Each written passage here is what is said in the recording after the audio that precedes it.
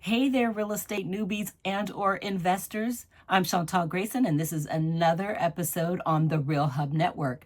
Today, we're going to be breaking down one of the hottest topics in the United States and probably the world, to be honest.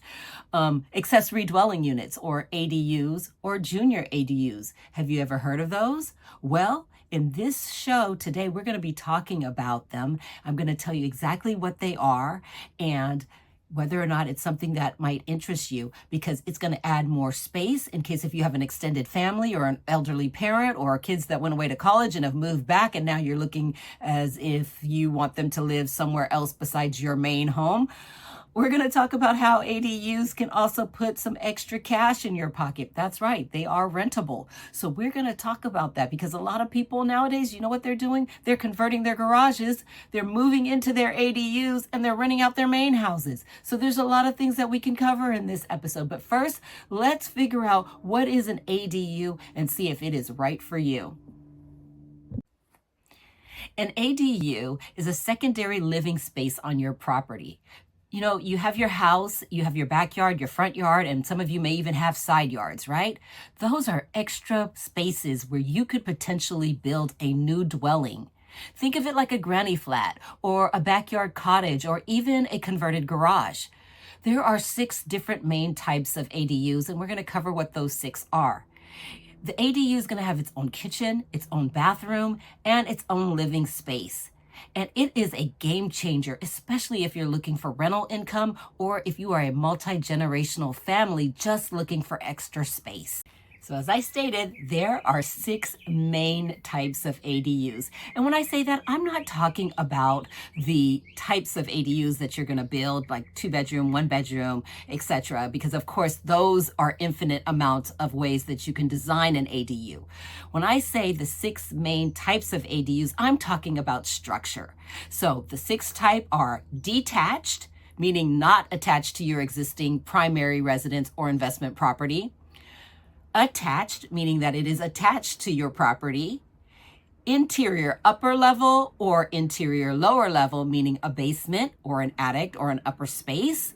Then we have the above the garage or the actual garage conversion. So that is the 6 main types of ADUs. So now you need to go look around your properties and find out, hey, do I have any extra space? Again, that was attached, detached, interior upper, interior lower, above the garage, or an actual garage conversion.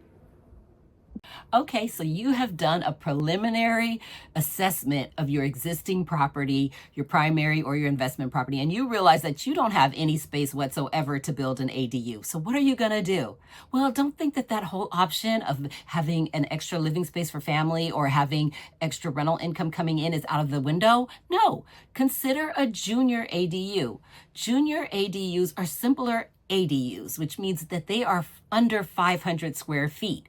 So if you have an existing bedroom, an existing family room, a garage that's attached that has a 2-car garage that could be now a 1-car garage, you can take some of that space and convert it into a junior ADU.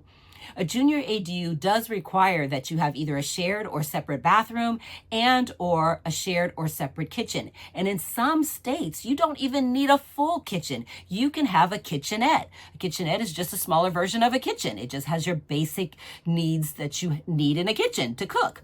So don't rule out a junior ADU. Again, they're under 500 square feet, and oftentimes they're a lot less expensive to convert, and you still get a lot of the same benefits. You can have extended family stay there, or you can also rent them. So don't forget, junior ADUs could be an option for you. Well, you might be thinking, so which one is right for me, an ADU or a junior ADU? Well, that depends on a few things, starting with what are your goals? What are the local laws in your area? And most importantly, what is your initial budget? That's right, we got to talk about the finances. Of course, I would be doing a disservice if we didn't go over the finances.